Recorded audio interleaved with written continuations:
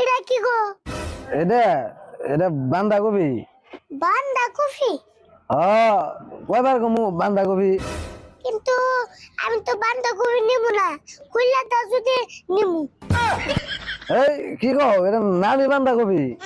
ও এটা নামই বাঁধাকপি, তাহলে এটার দাম কত? এটার দাম 20 টাকা। ও 20 টাকা, তাহলে একটা নিলাম। আর আর কি নিবে? বিলাহির দাম কত?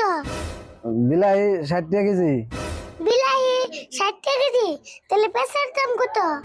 পেঁয়াজ নিলে 200 টাকা কেজি নিয়ে আলবা। আচ্ছা, বিলাহি যদি 60 টাকা কেজি হয়, তাহলে এক পোয়া পেঁচার দাম কত?